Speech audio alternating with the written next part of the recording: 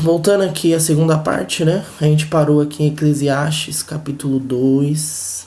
Eclesiastes, capítulo 2. Desculpa, capítulo 12, verso 7. Então a gente tá lendo aqui. Eu vou ler nas duas versões, né? Pra gente dar continuidade à aula.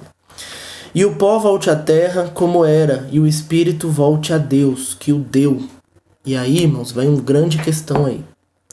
Primeiro que a gente já ouviu, não sei se você também, eu já ouvi algumas vezes, quando se prega nesse versículo, se fala muito que, quando o texto está dizendo aí, que volte que o pó volte à terra como era e o espírito volte a Deus. E aí muita gente acaba acrescentando uma frase, dizendo assim, que o pó volte à terra, o espírito volte a Deus e a alma vai prestar contas. Mas a gente não tem isso aqui nesse versículo. A gente acaba com essa parte que diz que o corpo humano, né, que era pó, volta à terra e Deus volta o espírito, que o fôlego de vida volta a Deus, né? Então isso aqui é uma coisa, irmãos, que dá muita coisa na área da teologia. Primeiro, a coisa que fala é sobre se o corpo é formado de corpo, alma e espírito, né? Porque aqui dá a entender muito mais que é dicotômico, se você for só por esse versículo. Mas a gente tem essa visão de muitas igrejas e homens de Deus que falam da tricotomia, quer dizer, formado com 3, corpo, alma e espírito, que é o que a maioria deve entender e acreditar.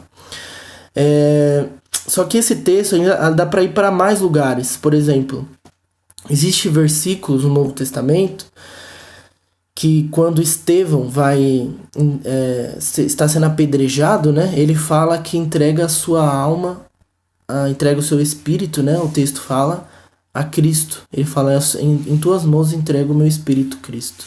Lá em Atos, capítulo 6 ou 7, se eu não me engano, você vai ver o relato que fala sobre a morte de Estevão. E nessa passagem, ele fala que entrega o Espírito a Jesus.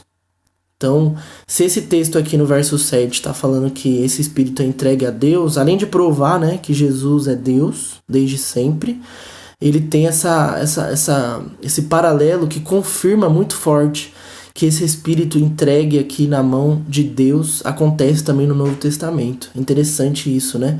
E ali, com certeza, eu vejo que Estevão está falando dele, né? Como o que é ele, o que sobra depois da sua morte, que o corpo voltar, ele, como se ele dissesse, eu entrego, como se espírito e alma ali fossem sinônimos, quando ele fala, eu entrego o meu espírito a Cristo.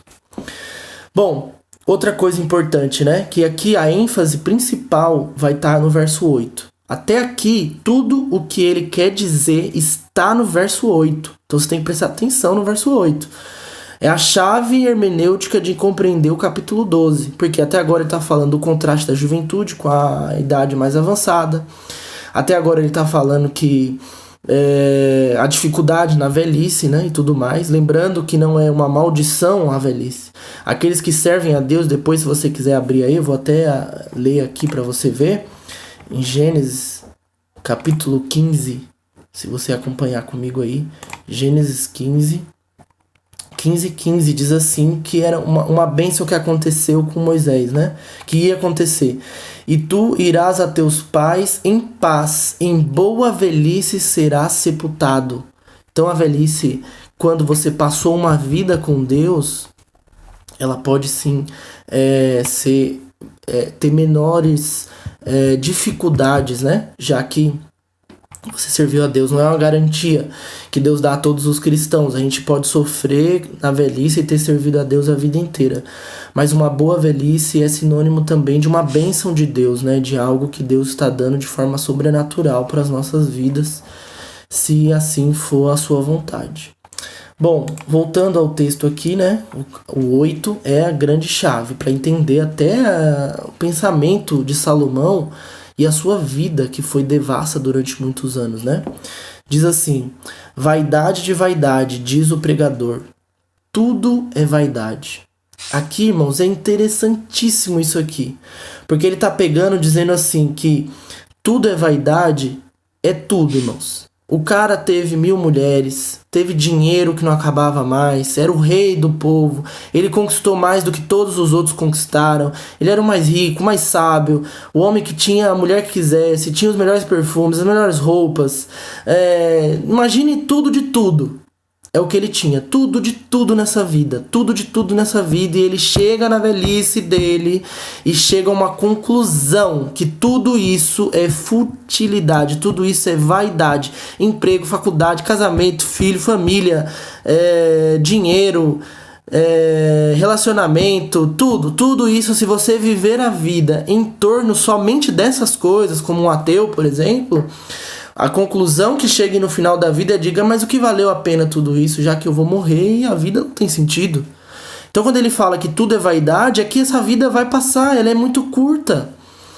Ele vai fazer um contraste no final da exposição, que só há poucas coisas que não é vaidade, é uma única coisa que não é vaidade, e a gente vai ver que é a santa palavra de Deus, que é o próprio Deus, né? Que é o temor a Deus. Esse é o maior princípio de sabedoria, é o temor a Deus. A gente começa a entender dessa forma. O verso 9, então, o grande chave hermenêutica de entender o texto é o verso 8, irmãos. Se você entender o verso 8, a versão aqui um pouco mais da NVT diz: não faz sentido, diz o mestre, nada faz o menor sentido. É como se ele estivesse falando da ideia que viver essa vida só por ela mesmo, por esse tempo, é como correr atrás do vento. É como você viver uma vida sem nenhum sentido, sem nenhuma... tipo, pra que eu tô vivendo a vida assim? É mais ou menos esse o sentido. Então o verso 8 ele é importantíssimo para a gente entender a exposição do texto, entender o que o texto está falando, entender que ele está falando da velhice não como uma coisa, uma maldição, mas viver uma vida longe de Deus é uma vida onde a velhice não tem menos sentido ainda, porque tudo que parecia ser bom vai ficar cada vez mais difícil. O verso 9 diz: e quanto mais sábio for o pregador, tanto mais ensinou ao povo sabedoria, e atentando e esquadriando compôs muitos provérbios. Eu vou ler na versão mais nova aqui, para ver se fica mais claro pra gente, que diz que o mestre era considerado sábio e ensinou ao povo tudo o que sabia. Com muita atenção, ouviu, examinou e organizou muitos provérbios. Aqui ele está dizendo que esses provérbios, os ditos, né? O mestre ali vai separando aquilo que ele vê que é verdade de Deus, aquilo que é inspirado de Deus. Ensinou o povo tudo que sabia, quer dizer, ele está falando aqui que ele colocou isso como o homem que Deus disse seria um homem mais sábio. E o homem mais sábio chega na conclusão final de toda a sua sabedoria que tudo na vida sem Deus não tem sentido, não tem porquê, não tem nenhum motivo de eu estar vivendo isso se não for para honrar a Deus. Porque se essa vida é passageira, por que eu vou dedicar toda essa vida a fazer o que eu quero, a minha carne, a minha mente, os meus desejos, os meus sonhos, se ela vai acabar, se ela é passageira? Então é uma meditação que ele está fazendo no fim da sua vida, depois de ter feito de tudo nessa vida, de ter tido tudo, ele vai e chega nessa conclusão. Então ele está falando, de tudo que eu conheci, de tudo que eu sei que é sábio, eu estou ensinando ao povo o que eu sei, e isso aqui é a maior sabedoria. Que na verdade tudo isso aqui é passageiro, que tudo isso aqui é vaidade. O verso 10 ele conclui nesse mesmo sentido, quando ele diz: as palavras dos sábios são como aguilhões e como pregos bem fixados pelos mestres das assembleias, que nos foram dadas pelo único pastor. Aqui ele coloca todos aqueles que têm essa sabedoria dada por Deus. Ele usa aqui o termo, as palavras dos sábios. Não, é isso mesmo. As palavras, vou ler o verso 10 para a gente não perder aqui. Procurou o pregador achar palavras agradáveis e escreveu-se com retidão palavras de verdade. Mais uma vez ele afirma o que ele disse no verso 9.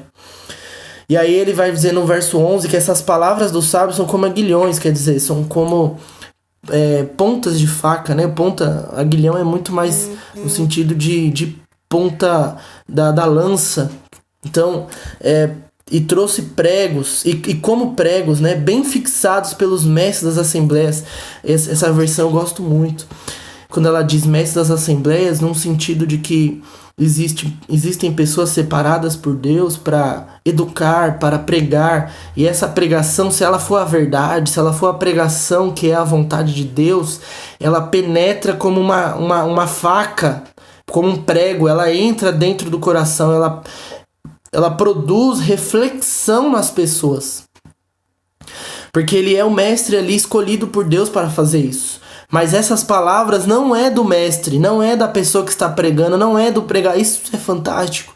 Na verdade, elas foram dadas pelo único pastor. Caberia aqui o único mestre, o único que é o maior, que é o nosso Deus. Então, o grande mestre é aquele que vai pregar as palavras que foram dadas pelo pastor, pelo grande e único pastor, que é o nosso Deus. Se a gente estiver ensinando as palavras dele, elas penetrarão como prego, elas penetrarão como um aguilhão nas pessoas, elas vão fazer reflexões sobre isso, se elas foram realmente as palavras dadas por Deus.